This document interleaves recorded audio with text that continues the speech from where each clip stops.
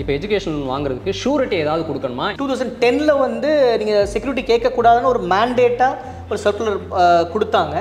ஆனால் 22 ஸ்கீம் படி வந்து வட்டின்னு ஒன்று போடுவாங்கல்ல, அது வந்து நியாயமாக போடுறாங்களா? நடைமுறையில் இப்போ எவ்வளோ போட்டுக்கிட்டு இருக்காங்க வட்டி? மனிதகுலம் வந்து ஏற்றுக்கொண்ட ஒரு மிக கொடுமையான வன்முறை வந்து வட்டி. நீங்கள் சொல்கிறது பார்த்தா கிரெடிட் கார்டு வாங்குறது எஜுகேஷன் லோன் வாங்குறது ஒன்று தான். வட்டி மேலே வட்டி போட்டு ஒன்று தான். அந்த எப்போ வேலைக்கு சேர்ந்ததுக்கப்புறம் நான் வந்து கட்ட ஆரம்பிக்கணுமா, இல்லை படித்து முடிச்சதுமே நான் கட்ட ஆரம்பிக்கணும்? அதுதான் அவங்க வந்து ரீபேமெண்ட் ஹாலிடே அப்படிம்பாங்க, மொரட்டோரியம் பீரியட்னு சொல்கிறாங்க. இப்போ இந்த எஜுகேஷன் லோனை தள்ளுபடி பண்ணுறதுக்கு ஏதாவது வாய்ப்பு இருக்குது? ஏன்னா நிறைய கடன்களை தள்ளுபடி பண்ணுறாங்க. எப்படின்னா 2019 டிசம்பரில் வந்து நிர்மலா சீதாராமன் வந்து ஃபினான்ஸ் மினிஸ்டராக இருந்தாங்களே, அப்போ அவங்க என்ன ஸ்டேட்மெண்ட் சொன்னாங்கன்னா, இப்போ எஜுகேஷன் லோன் திருப்பி என்னால் கட்ட முடியல, இப்போ யாராவது ஒருத்தர் வந்து கட்டுங்க, பேங்க்லேருந்து வந்து கட்டுங்க அப்படின்னு சொல்லி வீட்டுக்கு வந்து முன்னாடி சத்தம் போடுறாங்க, மிரட்டுறாங்க அப்படின்னா அவங்கள பற்றி எப்படி கம்ப்ளைண்ட் பண்ணுறது? நிறைய வங்கியில் வந்து கடன் கட்டாதவங்க ஃபோட்டோஸ் போட்டு அது கேஸ்லாம் இருக்குது. இந்த எஜுகேஷன் லோன்லேயும் பாலிடிக்ஸ் நடக்குதுன்னு சொல்கிறீங்களா? ஆமாம்மா. அதே மாதிரி பெற்றோருக்கும் மாணவருக்கும் நான் வந்து அழுத்த திருத்தமாக என்ன சொல்கிறேன்னா,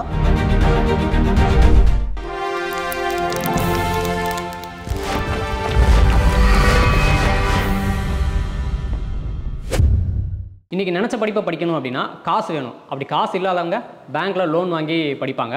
அப்படி எஜுகேஷன் லோன் வாங்கி படிச்சுக்கிட்டு இருக்கிறவங்களுக்கு நிறையா டவுட்ஸ் இருக்கலாம்.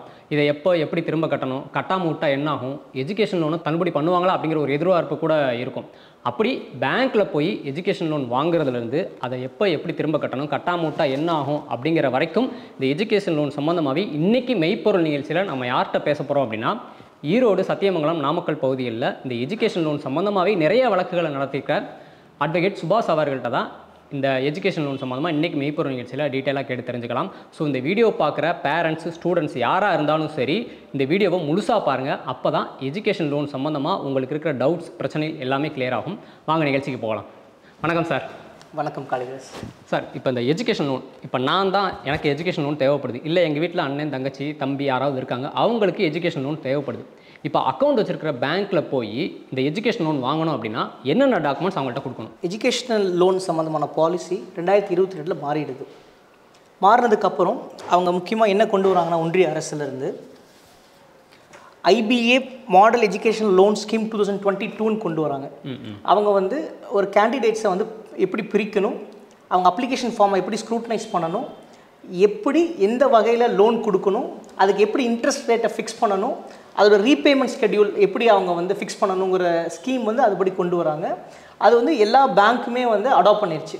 அதுபடி தான் வந்து அவங்க வந்து லோனை அப்ளை பண்ணி வாங்க முடியும். அதில் ஃபஸ்ட்டு முக்கியமாக அவங்க வந்து கேட்குற டாக்குமெண்ட்ஸ் பார்த்தீங்க அப்படின்னா, உங்களுக்கான எலிஜிபிலிட்டி இருக்கணும். அந்த ஸ்கீம் படி என்ன எலிஜிபிலிட்டி இருக்குன்னு அவங்க சொல்கிறாங்க அப்படின்னா, நீங்கள் வந்து ஒரு இந்தியன் சிட்டிசனாக இருக்கணும், இல்லாட்டினா வந்து NRIயாக இருக்கணும், இல்லாட்டினா ஓவர்சீஸ் இந்தியனாக இருக்கணும். ஓவர்சீஸ் இந்தியனுக்கு NRIக்கு என்ன வித்தியாசம்? இப்போது இந்தியன் வந்து அங்கே இருக்கிறாங்க அப்படின்னா is Indian citizen who is living in abroad, அப்படின்னா நான் ரெசிடென்டல் இந்தியன். ஓவர்சீஸ் இந்தியன்னா அவன் அங்கேயே பிறந்து வளர்ந்து அங்கே இருக்கிறவன். அவன் அவங்களுக்குமே வந்து இந்த ஸ்கீம் படி லோன் அவைல் பண்ணிக்கலாம் தான் கொண்டு வந்திருக்கிறாங்க. இப்போ அவங்க ஒன்ஸ் அப்ளிகேஷன் ஃபார்ம் வாங்கி ஃபில் பண்ணி போடுறாங்க அப்படின்னா, அப்ளிகேஷன் ஃபார்ம் கூடவே அவங்க என்க்ளோஸ் பண்ண வேண்டிய டாக்குமெண்ட்ஸ் என்னென்ன, ஃபஸ்ட்டு அவங்களோட identity proof, Aadhaar card identity proof, அப்புறம் வந்து முக்கியமாக உங்கள் அகாடமிக் ரெக்கார்ட்ஸ் கொடுக்கணும். ஏன்னா நீங்கள் அப்போ எலிஜிபிளாக இருக்கீங்களா இல்லையா, மெரிட்டோரியஸாக இருக்கீங்களா இல்லையா அப்படின்னு சொல்லி பார்ப்பாங்க. அகாடமிக் ரெக்கார்ட்ஸ்னா இப்போ நான் இப்போ தான் காலேஜே சேர போகிறேன் அப்படின்னா 12th டீட்டெயில்ஸ், 10th 12th அதெல்லாமே வந்து போடணும். மெரிட்டோரியஸ் ஸ்டூடெண்ட்ஸ்னு சொல்லி ஒரு எலிஜிபிலிட்டி க்ரைட்டீரியா வைக்கிறாங்க இந்த ஸ்கீம் படி. அப்போ உங்களுக்கு வந்து எக்ஸ்ட்ரா கரிக்குலர் ஆக்டிவிட்டீஸ், இல்லை நீங்கள் என்ன கோர்ஸ் படிக்கிறீங்களோ அது சார்ந்த என்னென்ன ட்ரைனிங் ப்ரோக்ராம்ஸ் பண்ணியிருக்கிறீங்க, என்னென்ன கோர்சஸ் பண்ணியிருக்கீங்க அப்படிங்கிறதையும் ஃபேக்டர்ஸ் எடுத்துக்கிறாங்க. அப்புறம் இன்னொன்று வந்து உங்களுக்கு எந்த காலேஜில் சேர்றீங்களோ அந்த காலேஜோடைய ரேட்டிங் பார்ப்பாங்க. நீங்கள் என்ன கோர்ஸ் சேர்றீங்களோ அந்த கோர்ஸோட ரேட்டிங் பார்ப்பாங்க. அப்புறம் உங்களுக்கு அந்த ப்ரூஃப் ஆஃப் அட்மிஷன் ஒன்றா இன்வைட் இருக்கணும், இல்லாட்டினா உங்களுக்கு வந்து அந்த கன்சர்ன்ட் காலேஜில் இருந்து உங்களுக்கு வந்து லெட்டர் வந்திருக்கணும், லெட்டர் ஆஃப் அட்மிஷன் வந்திருக்கணும். அப்போ காலேஜ் குறிக்கிறதுக்கு மணிக்கணும். இப்போ காலேஜில் போய் அட்மிஷன் போட்டதுக்கப்புறம் தான் பேங்க்கில் போய் எஜுகேஷன் லோனுக்கு நிற்க முடியுங்களா? ஆமாம். ஏன்னா உங்களுக்கு அட்மிஷன் கிடச்சிருந்தா தான் உங்களுக்கு வந்து எனக்கு இவ்வளோ லோன் வேணும், இந்த கோர்ஸ் படிக்கிறேன் அப்படின்னு சொல்ல முடியும். ஓ, அதுக்கு ப்ரூஃப் காட்ட முடியும். ப்ரூஃப் அது காட்டினா தான் உங்களுக்கு வந்து அப்ளிகேஷன் ப்ராசஸ் பண்ண ஆரம்பிப்பாங்க. இதுதான் வந்து தேவையான டாக்குமெண்ட்ஸ். ஓகே, டாக்குமெண்ட்ஸ் சொல்லிட்டீங்க. இப்போ எஜுகேஷன் வாங்குறதுக்கு ஷூரிட்டி ஏதாவது கொடுக்கணுமா? இன்றைக்கி நடைமுறை எப்படி இருக்குது? அவங்க பேங்க் பொதுவாக எப்படி பிரிக்கிறாங்கன்னா 3ஆக பிரிக்கிறாங்க. எப்படின்னா ஒன்று வந்து அப் டு 4 lakhs வரைக்கும் ஒரு மாதிரியான லோன், அப்புறம் 4லேருந்து 7.5 lakhs வரைக்கும் ஒரு மாதிரியான லோன், அதுக்கப்புறம் 7.5க்கு மேலே ஒரு மாதிரியான லோன். இதில் வந்து நீங்கள் செக்யூரிட்டி கொடுக்கணும் அப்படின்னா 7.5 lakhs வரைக்கும் நீங்கள் வந்து செக்யூரிட்டி தேவை கிடையாது. அதாவது 7.5 லட்சம் வரைக்கும் லோன் எனக்கு தேவைப்படுது அந்த படிப்பு படிக்கிறதுக்கு அப்படின்னா எந்த ஒரு செக்யூரிட்டி ஷூரிட்டி தேவையில்லை. எபோவ் 7.5 lakhsனால் உங்களுக்கு வந்து பேரண்ட்ஸை வந்து ஒரு கோ அப்ளிகண்ட்டாக வந்து சேர்த்து அவங்கக்கிட்டேருந்து கொலட்ரலாக கேட்குறாங்க. இல்லாட்டினா நீங்களும் you have to furnish if you going for abroad. 7.5 லட்ச ரூபாய்க்கு மேலே எஜுகேஷன் லோன் வாங்குறோம் அப்படின்னா பேரண்ட்ஸையும் கோ அப்ளிகண்ட்டாக சேர்த்து. ஆமாம், நம்ம இப்போ கட்டலாட்டி அவங்கள பிடிச்சிக்குவாங்க. ஆமாம், அது வந்து ஒரு நூதனமான முறையில் வந்து லோன் கேட்குறது தான், கொலட்ரல் கேட்குறது தான். அது 2010ல் வந்து நீங்கள் செக்யூரிட்டி கேட்கக்கூடாதுன்னு ஒரு மேண்டேட்டாக ஒரு சர்க்குலர் கொடுத்தாங்க. ஆனால் 22 ஸ்கீம் படி வந்து 7.5 lakhsக்கு எபோவ் இருக்கக்கூடிய லோன்ஸ் எல்லாமே வந்து at the discretion of bank என்ன செக்யூரிட்டி கொலட்ரல் வேணுமோ நீங்கள் கேட்டுக்கலாங்கிற மாதிரி தான் வந்திருக்குது. வேறு என்ன ஷூரிட்டியில் டாக்குமெண்ட்ஸ், வீட்டு டாக்குமெண்ட்ஸ் அந்த மாதிரி ஏதாவது கொடுக்கணுங்களா? லோன் கடன் அப்படின்னா பேங்க்கை பொறுத்த வரைக்கும் ஒரு இன்வெஸ்ட்மெண்ட், இன்கம் வரக்கூடிய இன்வெஸ்ட்மெண்ட். அவங்களுக்கு வந்து அந்த இன்வெஸ்ட்மெண்ட்லேருந்து ரிட்டர்ன்ஸ் வந்துகிட்டே இருக்கணும். அந்த ரிட்டர்ன்ஸ் வரல அப்படின்னா இப்போ நீங்கள் இன்ட்ரெஸ்ட்டாக கட்டலைன்னா அவங்க எப்படி ரெக்கவர் பண்ணிக்க முடியும், எப்படி ப்ராஃபிட்டபுளாக ரெக்கவர் பண்ணிக்க முடியுமோ அந்த மாதிரியான ப்ராப்பர்ட்டிஸ், மூவபிள் இம்மூவபிள் ப்ராப்பர்ட்டிஸ் கேட்டுக்கோங்க. இப்போ அந்த ப்ராப்பர்ட்டி கேட்குறாங்க, நம்ம என்கிட்ட வந்து ஒரு 2 லட்சம் ஒருத்துள்ள ப்ராப்பர்ட்டி தான் சொத்தே என்கிட்ட இருக்குது, ஆனால் நான் கேட்குறதும் 10 லட்ச ரூபா லோன் கேட்குறேன். அப்போ எனக்கு 10 லட்ச ரூபா லோன் கொடுப்பாங்களா? கொடுக்க மாட்டாங்களே. கொடுக்க மாட்டாங்களே. நம்ம 10 ரூபா கொண்டு போய் 50 ரூபா பொருள் வாங்குற மாதிரி கொடுக்க மாட்டாங்க. நம்ம கேட்குற லோன் எவ்வளவோ அதுக்கு இணையாக வந்து ஏதாவது ஷூரிட்டியாக வந்து இருக்கணும், கேட்டதான் கொடுக்கணும். ஆமாம், 7.5 lakhsக்கு எபோவ் இருந்தால் அதுதான் ப்ரொசீஜர். இப்போ புதுசாக லோன் வேணும் அப்படிங்கிறவங்க வந்து தற்போது இருக்கிற நிலையில் வந்து ஒன்றா வித்யாலட்சுமி போர்ட்டல் மூலமாகவோ இல்லை ஜன் சமர்த் போர்ட்டல் மூலமாக தான் போட முடியும். என்ன வித்தியாசம் அப்படின்னா ஒரு நான் சப்சிடி எஜுகேஷன் லோன் இருக்குது அப்படின்னா அது வித்யாலட்சுமி போர்ட்டல் மூலமாக போடணும். சில லோன்ஸுக்கு வந்து சப்சிடிஸ் கிடைக்கும், கவர்மெண்ட்லேருந்து கிடைக்கும். ஆமாம், அதுக்கு வந்து ஜன் சமர்த் போர்ட்டல் மூலமாக பண்ணணும். அப்போ ஆன்லைனில் தான் எஜுகேஷன் லோன் பண்ண முடியும், பேங்க்கில் போய் நேராக போய் வாங்க முடியும். அந்த மாதிரி நீங்கள் நேராக அப்ளிகேஷன் ஃபார்ம் ஃபில் பண்ணி கொடுத்தா கூட அதை ஸ்கேன் பண்ணி போடணும். நீங்கள் அதை திரும்ப வந்து bank has to put it in the portal. அந்த போர்ட்டலில் போய் நம்ம ஸ்கேன் பண்ணி போடணும் அந்த அப்ளிகேஷன் ஃபார்ம். ஆமாம், இப்போ ஆஃப்லைன்லேயும் பண்ணாலும் ஆன்லைன்லேயும் பண்ணணும். ஆன்லைனில் பண்ணி ஆகணும். ஓகே. இப்போ என்கிட்ட தேவையான டாக்குமெண்ட்ஸ் இருக்குது, ஷூரிட்டி என்கிட்ட இருக்குது. இப்போ நான் வந்து லோன் வாங்கிட்டேன் அப்படின்னா, லோனுக்கு எலிஜிபிள் அப்படின்னா எனக்கு வந்து இப்போ 7.5 லட்ச ரூபா லோன் தேவைப்படுது, எஜுகேஷன் லோன் தேவைப்படுது. 7.5 லட்ச ரூபாய் உடனே அக்கௌண்ட்டுக்கு அனுப்பிச்சிருவாங்களா இல்லை கொஞ்சம் கொஞ்சமாக அனுப்புவாங்களா, எப்படி கொடுப்பாங்க? இப்போ லோன் உங்களுக்கு அப்ரூவ் ஆகிடுச்சு அப்படின்னா அது ஃபஸ்ட்டு அதுக்கு முன்னாடி லோனை எப்படி ஃபிக்ஸ் பண்ணுவாங்கன்னு சொல்லி ஒரு முக்கியமான இது இருக்குது. எப்படி ஃபிக்ஸ் பண்ணுவாங்கன்னா கோர்ஸோட டியூரேஷன், அப்புறம் எதுக்கெல்லாம் நீங்கள் லோன் கேட்குறீங்க அப்படின்ட்டு. சில பேர் வந்து ஒன்லி ஃபார் டியூஷன் ஃபீஸ்க்காக கேட்பாங்க. சில பேர் வந்து இப்போ வெளிநாடு போகிறவங்க வந்து யூஸ்வலாக ட்ராவல், ஸ்டே, அப்புறம் அங்கே இருக்கிற இன்சூரன்ஸ் எல்லாத்துக்கும் சேர்த்து கேட்பாங்க. இப்போ இதெல்லாம் வந்து ஒரு ஃபேக்டர்ஸாக எடுத்து ஒரு லோன் அமௌண்ட் ஃபிக்ஸ் பண்ணுவாங்க. அதை எப்படி டிஸ்போஸ் பண்ணுவாங்கன்னா டேர்ம் வைஸ் தான் டிஸ்போஸ் பண்ணுவாங்க. இப்போது ஃபஸ்ட்டு டேர்மில் வந்து உங்களுக்கு இவ்வளோ ரூபா தேவைப்படுது, ஏன்னா உங்களுக்கு நீங்கள் அந்த ஊருக்கு போகிறதுக்கு ட்ராவல் எக்ஸ்பென்ஸ், அங்கே போய் செட் ஆகிறதுக்கு செக்யூரிட்டி டெபாசிட்டு, அப்புறம் tuition fees, library fees, caution deposit ஹாஸ்டலில் கட்டுறதுக்கு, இது எல்லாமே சேர்த்து ஒரு அமௌண்ட் கொடுப்பாங்க. அப்புறம் நீங்கள் படிக்க ஆரம்பிச்சதுக்கப்புறம் உங்களுடைய இது எப்படி பர்ஃபார்மன்ஸ் எப்படி இருக்குன்னு பார்ப்பாங்க. அப்புறம் செகண்ட் லோன் வந்து டிஸ்போஸ் பண்ணுவாங்க. இந்த மாதிரி வந்து கட்டமாக தான் வந்து கொடுப்பாங்க, தவிர மொத்தமாக கொடுக்க மாட்டாங்க. சரி, ஓகே. இப்போ எஜுகேஷன் லோன் கொஞ்சம் கொஞ்சமாக வருது எனக்கு. இப்போ அதுக்கு வட்டின்னு ஒன்று போடுவாங்கல்ல, அது வந்து நியாயமாக போடுறாங்களா? நடைமுறையில் இப்போ எவ்வளோ போட்டுக்கிட்டு இருக்காங்க வட்டி? மனிதகுலம் வந்து ஏற்றுக்கொண்ட ஒரு மிக கொடுமையான வன்முறை வந்து வட்டி. எஜுகேஷன் லோனில் கூட எந்த வட்டியுமே வந்து ஒரு ஒப்புக்கொள்ளப்பட்ட வன்முறை தான். அது வந்து வட்டிங்கிறது வந்து எல்லா சமூகத்திலையும் வந்து ஒரு குற்றமாக தான் பார்க்க வேண்டிய செயல். அது எஜுகேஷன் லோனை பொறுத்த வரைக்கும் வட்டியே இருக்கக்கூடாதுங்கிறதான் கொள்கையாக இருக்கணும். பட் இருந்தாலும் இருக்குது. அதை எப்படி கால்குலேட் பண்ணுறாங்கன்னா, இப்போது உங்களுக்கு 3 வருஷம் படிப்பு இருக்குது, 5 லட்ச ரூபா லோனு. ஃபஸ்ட்டு இதில் 2 lakhs கொடுக்குறாங்க. அந்த செகண்ட் இது வந்து 1 இயருக்கு அப்புறம் 2 lakhs கொடுக்குறாங்க. அதுக்கப்புறம் வந்து முடிக்கும் போது 1 lakh, ஒரு 5 lakhs வருது. இப்போ உங்களுக்கு வந்து ஜூன் மாதம் 2 lakhs கொடுத்துட்டாங்கன்னா இந்த ஜூன்லேருந்து அடுத்த ஜூன் வரைக்கும் 2 lakhsக்கு வட்டி போடுவாங்க.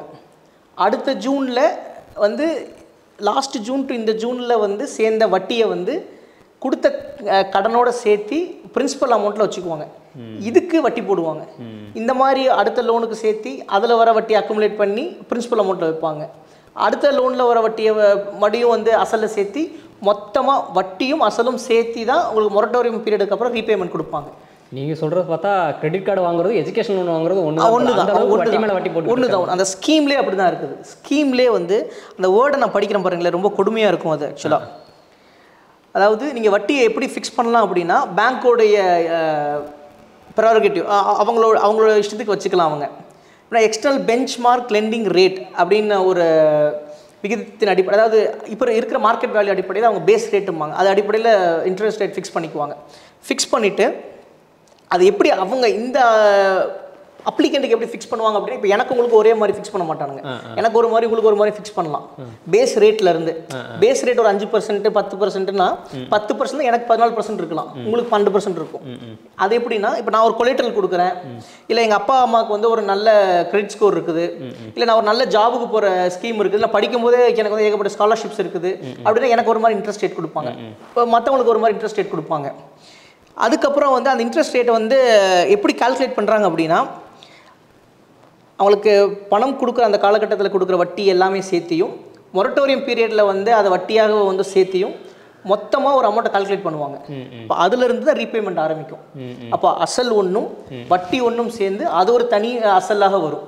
இவ்வளோ வட்டி போடுறோம், இவ்வளோ வட்டி போடுவோம், அது இவ்வளோ வட்டி போடுவாங்க. இதுக்கு வெளியில் கடன் வாங்கியாக கூட படிச்சிடலாம் இது. ஆமாம். ஓகே சார், இப்போ நான் எஜுகேஷன் வாங்கி கஷ்டப்பட்டு ஒரு 4 வருஷமோ 3 வருஷமோ படித்து முடிச்சிட்டேன். இப்போ நான் வந்து எப்போ வேலைக்கு சேர்ந்ததுக்கப்புறம் நான் வந்து கட்ட ஆரம்பிக்கணுமா, இல்லை படித்து முடிச்சதுமே நான் கட்ட ஆரம்பிக்கணும்? அதுதான் அவங்க வந்து ரீபேமெண்ட் ஹாலிடே அப்படிம்பாங்க, மொரட்டோரியம் பீரியட்னு சொல்லி சொல்கிறாங்க. இப்போ நான் வந்து 2025 ஜூனில் என் காலேஜ் முடிஞ்சிடுது, கடனும் நான் ஃபுல்லாக நான் வாங்கிட்டேன். அப்போ இருந்து நான் ரீபேமெண்ட் பண்ண ஆரம்பிக்கணுமா அப்படின்னா கிடையாது. எனக்கு வந்து ஒரு குறிப்பிட்ட டைம் கொடுப்பாங்க, அது பேர் ரீபேமெண்ட் ஹாலிடே, மொரட்டோரியம் பீரியட். அது என்ன, இப்போ புது ஸ்கீம் படி அவங்க வந்து 1 இயர் வரைக்கும் கொடுக்கலாம், இல்லை அவங்க எக்ஸ்டெண்டும் பண்ணலாம். ஆனால் 1 இயர் தான் கொடுப்பானுங்க. அந்த 1 இயர் மொரட்டோரியம் பீரியடுக்கு வந்து நீங்கள் வட்டி கட்டாமல் இருந்தீங்கன்னா அந்த வட்டியும் அசலில் சேர்ந்துடும். அதுக்கப்புறம் வந்து மொத்த கடன் இவ்வளோன்னு சொல்லி ஃபிக்ஸ் பண்ணி இத்தனை இஎம்ஐ பீரியடு இவ்வளோ நாள் நீங்கள் கட்டணும், இவ்வளோ ரூபாய் கட்டணும்னு சொல்லி ஃபிக்ஸ் பண்ணுவாங்க. மொத்தம் படித்து முடிச்சு 1 வருஷம் டைம் கொடுக்குறாங்க. அதுக்குள்ளே நம்ம வேலைக்கு போயிடணும். ஒருவேளை வேலைக்கு போகலைனாலும் இல்லை அந்த 1 வருஷம் நம்ம கட்டலைனாலும் டைம் கொடுக்குறாங்க அப்படின்னா அதுக்கு வட்டி போடுறாங்க. வட்டியும் சேர்த்து நம்ம வேலைக்கு சேர்ந்ததுக்கப்புறம் இஎம்ஐ அடிப்படையில் நம்ம திரும்ப கட்டுற மாதிரி எளிமையாக சொல்லிட்டீங்க. சரி, இப்போ வந்து நான் வேலைக்கு போகிறேன், அதனால் 1 வருஷம் கழிச்சு நான் கட்டிடுறேன்னு வச்சுக்கலாம்.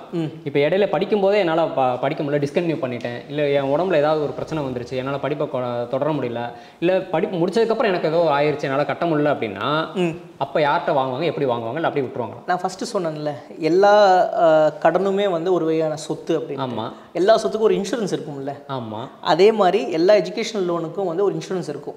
எல்லா எஜுகேஷன் லோனும் இன்சூரன்ஸ் எடுக்கிறாங்க. அதுக்கு தான் கவர்மெண்ட் வந்து 2 ஸ்கீமே கொண்டு வந்திருக்குது.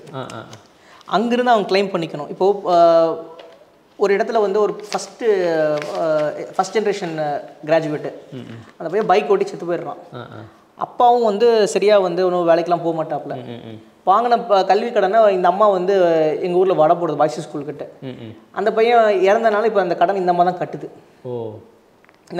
ஆனால் இந்த மாதிரி சூழ்நிலையில் வந்து என்னென்னா, central sector interest subsidy scheme 2009 அப்படின்னும் credit guarantee fund scheme for educational loans CGFSEL 2005 அவங்க நோட்டிஃபை பண்ணியிருக்கிறாங்க.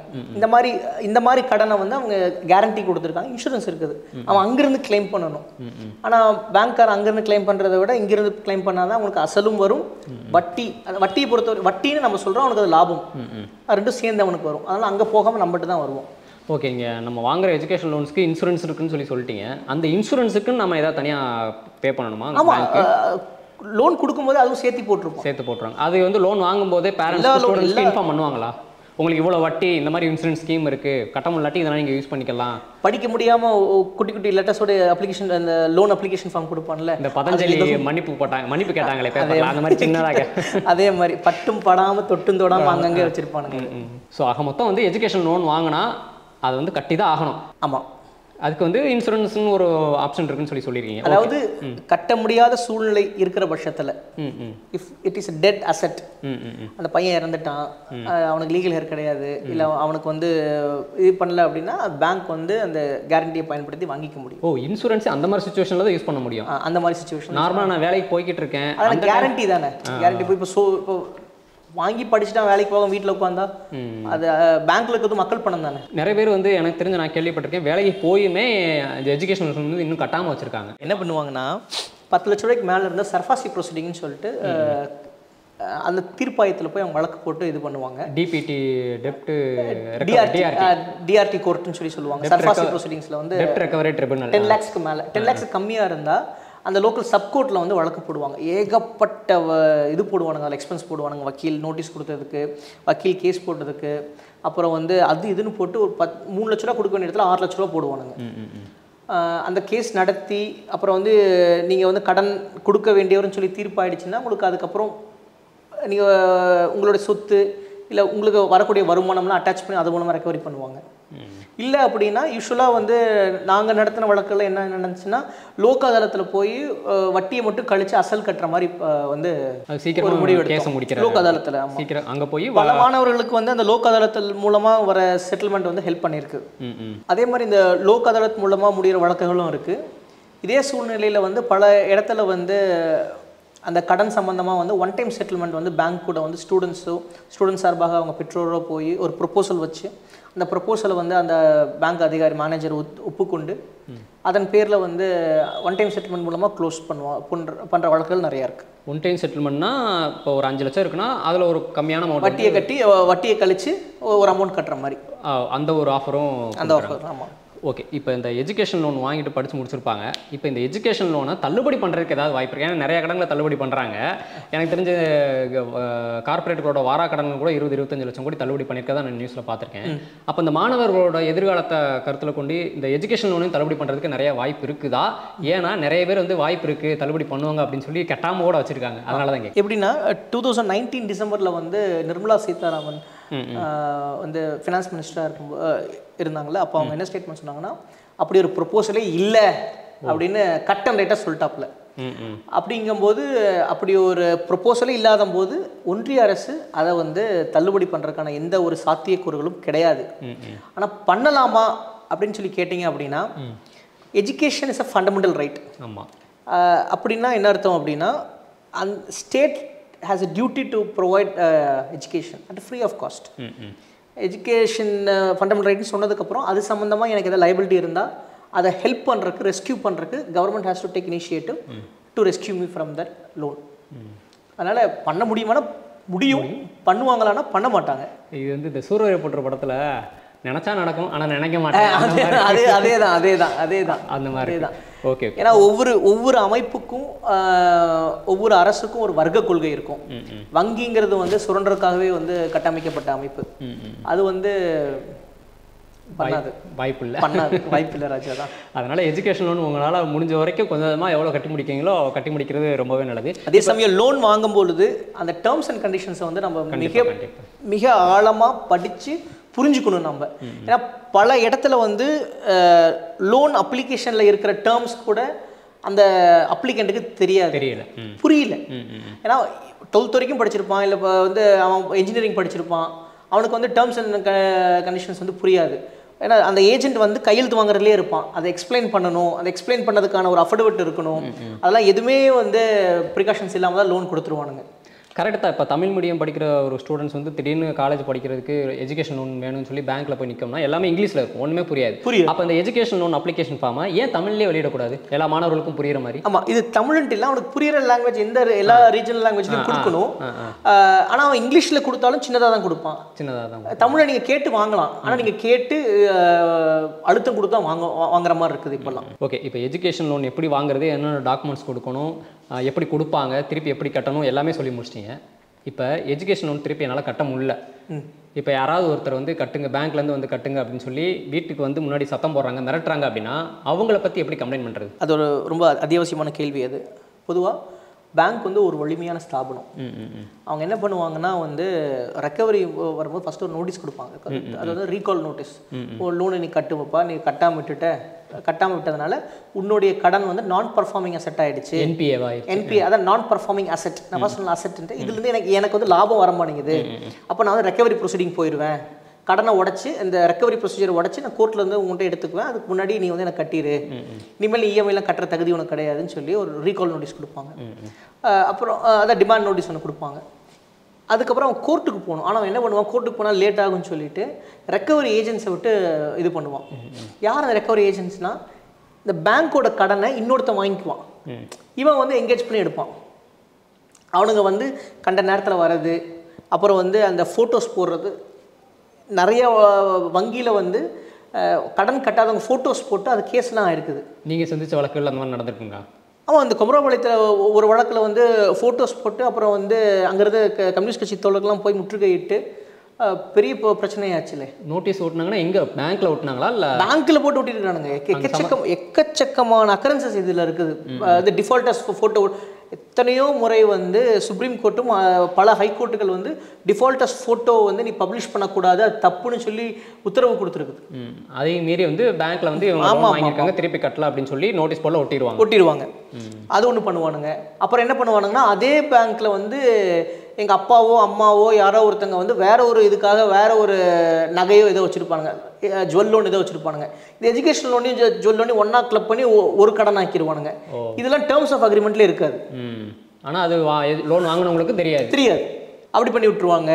அப்புறம் வந்து நான் லோன் வாங்கினாக்க என் நம்பர் கொடுத்துருக்குறேன், நீ எங்கள் அம்மா நம்பர் கூப்பிடுவேன், எங்கள் அக்கா நம்பர் கூப்பிடுவேன், எங்கள் அக்கா வீட்டுக்கார நம்பர் கூப்பிடுவேன், எல்லாத்துக்கும் கூப்பிட்டு கடனை கட்ட சொல்லுன்னு சொல்லிட்டு அன்டைமில் கூப்பிடுவாங்க. அது அவங்க ஸ்ட்ராட்டஜியாகவே அனாய் பண்ணி வாங்கலாங்கிறது அவங்க ஸ்ட்ராட்டஜி. அது அப்படி பண்ணுவானுங்க. அதுக்கப்புறம் வந்து இன்னொரு முக்கியமாக என்ன பண்ணுவானுங்கன்னா, வீட்டு முன்னாடி வந்து ஆளை கூட்டிகிட்டு வந்து அவமானப்படுத்துவானுங்க. இந்த ஷேம் அண்ட் கில்ட்டை வந்து கொண்டு வருவானுங்க. அது வந்து சைக்காலஜிக்கலாக அவங்க சீக்கிரமாக கொண்டு வந்து கொடுப்பாங்க அப்படின்னு ஒரு எண்ணம். அது இப்போ இந்த மாதிரி ஆளுங்க பேரில் வந்து போலீஸ் கேஸ் கொடுக்கணும் ஒன்று. பல இடத்துல போலீஸ் கேஸ் ஆயிருக்குது. இப்போ கூட கோபி சின்னியப்பன் ஒரு தோழர் வந்து இந்த மாதிரி ரெக்கவரி ஏஜென்சிக்கு அகேன்ஸ்டாக வழக்கு போட்டு அவங்களை உள்ள தள்ளியிருக்காரு. அப்படிங்களா? ஆமாம், கோபிச்செட்டிப்பாளையத்தில். அந்த வங்கிகள் பேரில் வந்து ஆம்புட்ஸ்மேன் பேங்க் ஸ்கீம் 2021 படி கம்ப்ளைண்ட் கொடுத்து என்ன காம்பன்சேஷனோ இல்லை என்ன கிரீவியன்ஸோ அது மூலமாகவும் நம்ம வந்து அட்ரஸ் பண்ணிக்கலாம். ஸோ போலீஸில் கம்ப்ளைண்ட் பண்ணலாம், இல்லாட்டி ஆம்புட்ஸ்மேன் ஸ்கீம் படி ஆர்பிஐலையும் அந்த பேங்க்கை பற்றி நம்ம கம்ப்ளைண்ட் பண்ணிக்கலாம். ஆமாம். ஓகே, இப்போ எஜுகேஷன் லோன் வந்து இந்தியாவில் எப்படி இருக்குது அப்படின்னு சொல்லிட்டீங்க. ஃபாரின்ல எஜுகேஷன் லோன் எப்படி கொடுக்குறாங்க, எதை வச்சு கொடுக்குறாங்க? பொதுப்படையாக வந்து எல்லா பக்கமும் லோன் இன்ட்ரெஸ்ட் அண்ட் ரெக்கவரிலாம் ஒரே மாதிரி தான் இருக்குது. பட் என்னுடைய புரிதலுக்கு அடிப்படையில் வந்து பார்த்தீங்கன்னா, ஜெர்மனில் மட்டும் வந்து ஒரு 2 ஸ்கீம் வந்து ஒரு ரொம்ப இன்ட்ரெஸ்டிங்கான ஸ்கீம் ஒன்று இருக்குது. ஜெர்மனில் மட்டும் வந்து 2 வகையான லோன், ஸ்டூடெண்ட்ஸ் லோன் கொடுக்குறாங்க.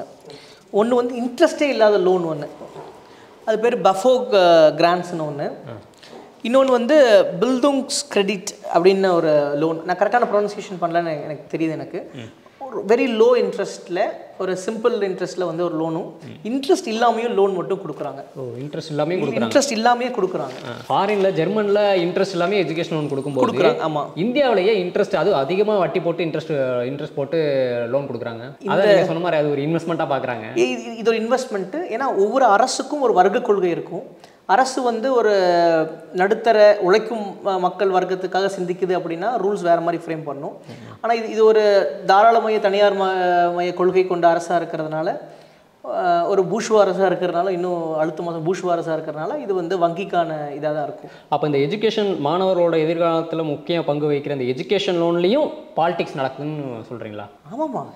எந்த மாதிரினா வச்சுக்கோங்களேன், இப்போது லோன் அப்ளை பண்ணுறாங்க. இப்போ எங்கள் அப்பா வந்து ஊரில் ஒரு பெரிய பண்ணையார், எங்கள் அப்பா போய் நான் போய் ஊருக்கு போய் ஃபாரின் படிக்க போகிறேன்னு சொல்லிட்டு லோன் கேட்டால் எனக்கு கிடச்சிரும். ஆனால் என் கூடவே படித்த இன்னொரு பையன் ஒரு ஒடுக்கப்பட்ட வகுப்பு, ஒரு பட்டியல வகுப்பு மாணவன் அப்படின்னா அவனுக்கான ப்ரொசீஜர்ஸ் வேறு மாதிரி இருக்கும். இந்த டிஸ்கிரிமினேஷன் வந்து 2022 ஸ்கீமில் வந்து லீகலைஸ் பண்ணிட்டான். லீகலைஸே பண்ணிட்டாங்க. ஏன்னா வந்து இந்த மாதிரியான இன்ட்ரெஸ்ட் ரேட்டை ஃபிக்ஸ் பண்ணுற டிஸ்கிரிப்ஷன்லாம் வந்து பேங்க்குக்கே கொடுத்துட்டான். அந்த ஸ்கீமில் பார்த்தீங்கன்னா, ஸ்கீம்லேயே வந்து அவன் தான் சொல்லுவான், பேங்க்ஸ் டிஸ்கிரிப்ஷனில் வந்து நீ வந்து பேரண்ட்ஸோட டான்ஜிபிள் கொலெட்ரல் செக்யூரிட்டி நீ வந்து டிசைட் பண்ணிக்கலாம். அப்புறம் வந்து இன்ட்ரெஸ்ட் ரேட்டை ஃபிக்ஸ் பண்ணுறதும் வந்து அவனுடைய டிஸ்கிரிப்ஷனு. அப்புறம் எப்படி ரெக்கவரி ப்ரொசீடிங்ஸும் அவன் டிஸ்கிரிப்ஷன் சொல்லி எல்லாம் சொல்லிட்டான். அது சொன்னவன் இன்னொரு சூட்சமாக என்ன சொல்கிறான்னா, கிரெடிட் வர்த்தினஸ்னு ஒன்று சொல்கிறான். என்னென்னா, இப்போ எந்த பசங்களுக்கும் வந்து கிரெடிட் லோன் இருக்காது. இப்போ கடனே வாங்கியிருக்க மாட்டான், இல்லை ஏதோ பிரச்சனை இருக்கும். ஆனால் அவங்க அப்பாவுக்கு நல்ல கிரெடிட் ஸ்கோர் இருந்தால் பரவாயில்ல. ஆனால் பல பேருடைய அப்பாக்களுக்கெல்லாம் இப்போ தான் வந்து பேங்க்கே ஆரம்பிச்சிருக்காங்க. அவங்களுக்குலாம் லோன் கொடுக்கும்போது இல்லை லோன் கொடுக்கறதுக்கோ ஏகப்பட்ட தடங்கள் இருக்கும், பாதி இதை ரிஜெக்ட் பண்ணிடுவான். இப்போ இது மாதிரி இருக்கிறதும் வந்து ஒரு வகையான அரசியல் தானே. அப்போ கேஸ்ட் வைஸ் ஜாதி பார்த்தும் ஒரு டிஸ்கிரிமினேஷன் வந்து எஜுகேஷனோட நடக்குதுன்னு சொல்கிறீங்க? யா கண்டிப்பாக, அதில் சந்தேகமே வேண்டாம். மலைவாழ் மக்களுக்கு இல்லை வந்து பட்டியலின மக்களுக்கு இல்லை அதே மாதிரி வந்து இந்த நொமாடிக் ட்ரைப்ஸ் இருப்பாங்கள்ல, இந்த வகுப்பு பேர் வந்து சொல்கிறது அரசியல் ரீதியாக சரியானு தெரில, பட் அதனால் நான் அதை தவிர்த்துறேன். இந்த ஒரு இடத்துல தங்காமல் மாறி போகிறாங்களே, நாடோடிகள் மாதிரி இருக்கிறாங்களே, இப்போ அவங்களுக்குலாம் வந்து எத்தனை பேருக்கு லோன் கிடச்சிருக்குது? கிடையவே கிடையாது. ஆமாம், இன்றைக்கி நல்ல நிலைமையில் இருக்கவனுக்கு லோன் வாங்கிட்டு கட்டாமல் விட்டுறா. அவங்க வந்து லோன் கொடுத்தா எப்படி திருப்பி கட்டுவாங்கன்னு சொல்லி நீங்கள் சொன்ன மாதிரி பேங்க் வந்து அது ஒரு இன்வெஸ்ட்மெண்ட் ஸ்கீமாக தான் பார்க்குறாங்க. எஜுகேஷனல் லோன் வந்து ஒரு வெல்ஃபேர் மெஷராக தான் பார்க்கணுமே தவிர அது ஒரு இன்வெஸ்ட்மெண்ட்டாக பார்க்கக்கூடாது. ஸோ இந்த எஜுகேஷன் லோன் சம்மந்தமாக நீங்கள் மாணவர்களுக்கும் பெற்றோர்களுக்கும் என்ன நீங்கள் சொல்லணும்னு நினைக்கிறீங்களோ அது நீங்கள் கேமரா பார்த்தே சொல்லலாம். கல்வி கடன் என்பது ஒவ்வொரு மாணவர்களுடைய அடிப்படை உரிமை. அந்த உரிமையை வந்து ஒவ்வொரு மாணவரும் கடைநிலை சமுதாயத்தோட கடைநிலையில் இருக்கிறவர்களுக்கும் சென்றடைய வேண்டிய பொறுப்பும் கடமையும் அரசுக்கு இருக்குது. வட்டியை பொறுத்த வரைக்கும் கல்வி கடனுக்கு வட்டி இருக்கக்கூடாது. இதுதான் என்னுடைய பார்வை. அதே மாதிரி பெற்றோருக்கும் மாணவருக்கும் நான் வந்து திருத்தமாக என்ன சொல்கிறேன்னா, லோன் அக்ரிமெண்ட்டை தெளிவாக படிக்கணும், டேர்ம்ஸ் ஆஃப் அக்ரிமெண்ட்டை தெளிவாக படிக்கணும். அதே மாதிரி கல்வி கடன் சார்ந்த உரிமைகள் என்ன, சட்டங்கள் என்ன அப்படிங்கிறத வந்து ஒரு செகண்ட் ஆழமாக படித்தாலே போதும். கண்டிப்பாக சார். ஸோ இவ்வளோ நேரம் வந்து நீங்கள் எஜுகேஷன் லோன் சம்மந்தமாக எங்களுக்கும் எங்கள் நாட்டு நடப்பு மக்களுக்கும் கொடுத்த அந்த தெளிவான விழிப்புணர்வு வந்து மக்கள் எல்லாருக்குமே கண்டிப்பாக புரிஞ்சிருக்கும் அப்படின்னு சொல்லி நம்புகிறோம். இவ்வளோ நேரம் எங்களுக்கு ஒரு விழிப்புணர்வு கொடுத்துருக்க ரொம்ப நன்றி சார். நன்றி காளிதாஸ். இந்த தொகுப்பாகட்டும் இல்லை இதுபோல் பல தொகுப்புகள் ஆகட்டும், நாட்டு நடப்பு யூடியூப் சேனல் பண்ணுற விஷயம் வந்து விழிப்புணர்வு விஷயம் வந்து ரொம்ப பாராட்டுக்குரிய விஷயம். அதுக்கு என்னுடைய பாராட்டுகளும் நன்றிகளும். நன்றி மகிழ்ச்சி சார். ஸோ இந்த எஜுகேஷன் லோன் சம்மந்தமாக உங்களுக்கு மேற்கொண்டு ஏதாவது டவுட்ஸ் இருந்துச்சு அப்படின்னா அதை மறக்காமல் கமெண்ட்டில் சொல்லுங்கள். அதை தீர்க்கிறதுக்கு நாங்கள் கடமைப்பட்டிருக்கோம். இனி அடுத்த ஒரு மெய்ப்பொருள் நிகழ்ச்சியில் உங்களை சந்திக்கிறோம். நன்றி. இன்னும் ஒரு மாதத்துக்குள் குறைந்தபட்சம் ரூபாய் 30 லட்சம் நீங்கள் செலுத்தாவிட்டால் நாங்கள் கிழித்து விடுவோம். நாங்கள் கூந்தல் புடுங்கிக் கொண்டிருப்போம் என்று நினைக்காதீர்கள். எங்கள் இடது கையை தூக்கி உங்கள் முகத்தில் வைப்போம்.